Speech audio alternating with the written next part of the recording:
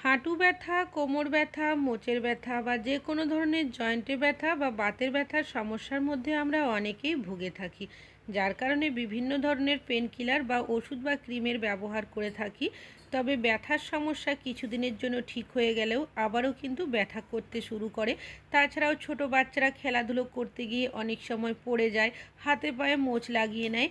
আমরাও অনেক সময় যদি ভারী কোনো জিনিস তুলতে যাই, হাতের জয়েন্টের জায়গার মধ্যে এমনভাবে ব্যথা হয়ে যায়, আমরা কিন্তু রান্নাবান্না করার সময় অনেকটাই ব্যথা অনুভব করি। তাছাড়াও যখন রুটি বেলি সেক্ষেত্রেও দেখবেন সমস্যার মধ্যে পড়ে যায়। তো কোনো রকমের পেন কিলার, ব্যথার ওষুধ, ক্রিম ব্যবহার ছাড়াই ঘরোয়া উপায়ে আপনারা যদি আপনাদের ব্যথার সমস্যার সমাধান করতে পারেন, তাহলে এর থেকে ভালো কিন্তু আর কিছুই হয় না। চলুন দেখে নেওয়া যাক কীভাবে আপনারা ব্যথার সমস্যার সমাধান করে নিতে পারবেন। তো তার জন্য নিয়ে নিতে হবে ভেন্ডি বা ঢ্যাঁড়স। ভেন্ডি আমরা কম বেশি অনেকেই রান্নাতে ব্যবহার করে থাকি। তবে ব্যথা বেদনা দূর করার ক্ষেত্রে আপনারা কি কখনো ভেন্ডির ব্যবহার করেছেন? কিভাবে ব্যবহার করবেন পুরোটাই শেয়ার করব। প্রথমে ভেন্ডির বোটার অংশগুলো কেটে বাদ দিয়ে দিতে হবে। এখানে একটা গ্রেটার নিয়েছি, গ্রেটারের সাহায্যে ভেন্ডিটা আমি গ্রেট করে দিচ্ছি। তবে চাইলে আপনারা কিন্তু ভেন্ডিটা ছোট ছোট একদম কুচি করে কেটেও ব্যবহার করতে পারেন। ভেন্ডির মধ্যে যে বিজল পদার্থ থাকে সেটা ব্যথা বেদনা দূর করতে খুব ভালো কার্যকরী। কিভাবে ব্যবহার করব স্টেপ বাই স্টেপ পুরোটাই শেয়ার করব, স্কিপ না করে দেখুন, না হলে কিন্তু বুঝতে পারবেন না। তো আমি এখানে 3টে মিডিয়াম সাইজের ভেন্ডি নিয়েছি। আপনারা কতটা পরিমাণের বানাবেন সেই অনুযায়ী কিন্তু এখানে ভেন্ডির ব্যবহার করবেন। তো আমার এখানে ভেন্ডিগুলো গ্রেট করে নেওয়া হয়ে গেছে। একদম যে সুন্দরভাবে গ্রেট করতে হবে তা কিন্তু নয়, যতটা সম্ভব চেষ্টা করবেন মিহি করে গ্রেট করার। এখানে 2 কোয়া রসুন নিয়েছি, রসুনের খোসা সহ কিন্তু গ্রেট করে দিয়েছি। আর দিয়ে দিচ্ছি সামান্য পরিমাণের হলুদ গুঁড়ো, যে হলুদ রান্নাতে ব্যবহার করি। আর নিয়েছি সামান্য পরিমাণের কালো জিরে। আর দিয়ে দেবো এখানে কিছুটা পরিমাণের লবণ, আর কিছুটা সাইডে সরিয়ে রেখেছি, ওটাও পরে ব্যবহার করব। সব উপকরণগুলো খুব ভালোভাবে আমি এইভাবে হাত দিয়ে মাখিয়ে নিচ্ছি। যখন এইভাবে মাখাবেন দেখবেন আস্তে আস্তে কিন্তু ভেন্ডির থেকে বিজল পদার্থটা অনেকটাই বেরিয়ে আসতে শুরু করবে। এবার এই মিশ্রণটাকে আমি সাইডে সরিয়ে রাখছি। অন্যদিকে একটা পাত্র নিয়েছি, এর মধ্যে দিয়ে দিয়েছি বেশ কিছুটা পরিমাণের নর্মাল জল। ভেন্ডির যে বোটার অংশগুলো কেটে সাইডে রেখেছিলাম সেগুলো এর মধ্যে দিয়েছি, আর যে লবণটা রেখেছিলাম সাইডে সেটাও এর মধ্যে দিয়ে দিয়েছি। তারপর খুব ভালোভাবে এটাকে মিশিয়ে নিতে হবে। পাত্রটাকে গ্যাসের মধ্যে বসিয়ে দিয়েছি, গ্যাসের ফ্লেমটাকে মিডিয়ামে রেখে 1 মিনিট ভালোভাবে ফুটিয়ে নেব, যাতে করে ভেন্ডির যে বিজল পদার্থ থাকে সেটা সহজে বেরিয়ে আসে আর জলের সাথে ভালো মতো মিশে যায়। পাত্রটাকে নামিয়ে সাইডে রাখলাম যাতে করে একটু ঠান্ডা হয়ে যায়। অন্যদিকে আগে থেকে যে মিশ্রণটা রেডি করে রেখেছিলাম একটা পাত্রের মধ্যে দিয়েছি, আর দিয়ে দিয়েছি কিছুটা পরিমাণের সর্ষের তেল।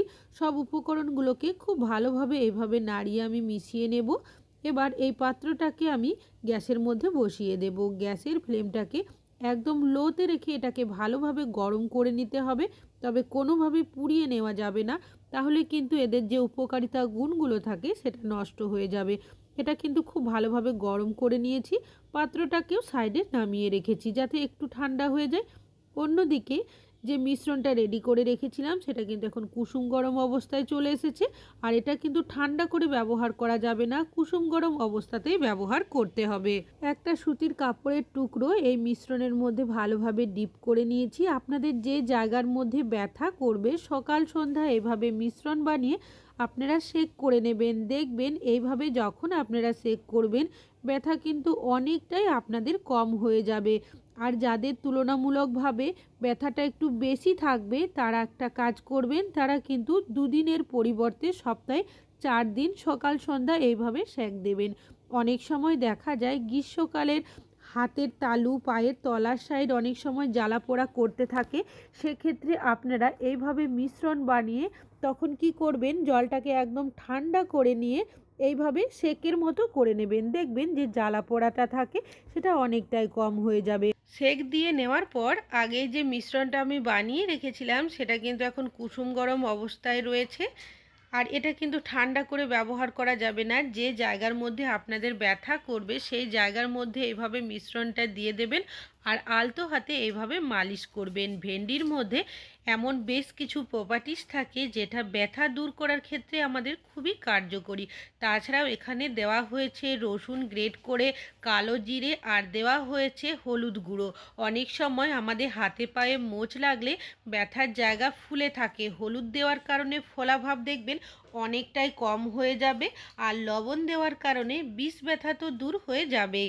তাছাড়াও দেখবেন অনেক সময় আমরা অনেকে বেশিক্ষণ দাঁড়িয়ে থাকতে পারি না, হাঁটা চলা করলে প্রচণ্ড ব্যথা করে পায়ের গোড়ালির মধ্যে, বা কখনো সখনো যদি হাতে পায়ে মোচ চলে আসে সেক্ষেত্রেও কিন্তু আমাদের প্রচণ্ড ব্যথার সমস্যার মধ্যে পড়তে হয়। তাদের তুলনামূলকভাবে ব্যথাটা অনেকটাই কম থাকবে। তারা সপ্তাহে 2 দিন মিশ্রণ বানিয়ে সেক করে নেওয়ার পর এইভাবে করে মিশ্রণটা দিয়ে আলতো হাতে 2 দিন সকাল সন্ধ্যা অবশ্যই মালিশ করবেন। দেখবেন একদিন ব্যবহার করলে আপনাদের ব্যথা কিন্তু অনেকটাই কম হয়ে যাবে, আর 2 দিন যখন ব্যবহার করবেন দেখবেন ব্যথা সম্পূর্ণ চলে যাবে।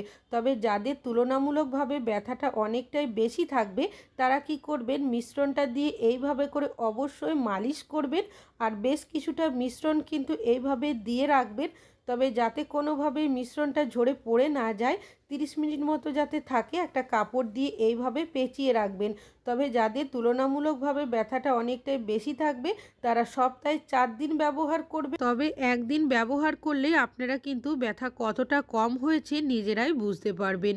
30 মিনিট পর আপনারা কাপড়টা খুলে নেবেন আর মিশ্রণটাও আলতো হাতে মুছে পরিষ্কার করে নেবেন। তবে কোনোভাবেই কিন্তু ঠান্ডা জলের ব্যবহার করবেন না। যদি জায়গাটা পরিষ্কার করারই থাকে তাহলে আপনারা 15 মিনিট পর কুসুম গরম জল দিয়েই জায়গাটা আলতো হাতে পরিষ্কার করে নেবেন, আর দেখবেন আপনাদের ব্যথা কিন্তু ম্যাজিকের মতো ঠিক হয়ে যাবে। তবে যদি ভাবেন একদিন করলেই আপনাদের ব্যথা সম্পূর্ণ ঠিক হয়ে যাবে, তা কিন্তু কখনোই যাবে না। স্টেপ বাই স্টেপ আপনাদের ফলো করতে হবে, তাহলেই দেখবেন আপনাদের ব্যথা কিন্তু সম্পূর্ণ আস্তে আস্তে চলে যাবে। সেটা যে কোনো ধরনের ব্যথা হতে পারে। আশা করছি আপনাদের রেমেডিটা কাজে আসবে। ভালো লাগলে লাইক করবেন। আজকে এখানেই শেষ করছি।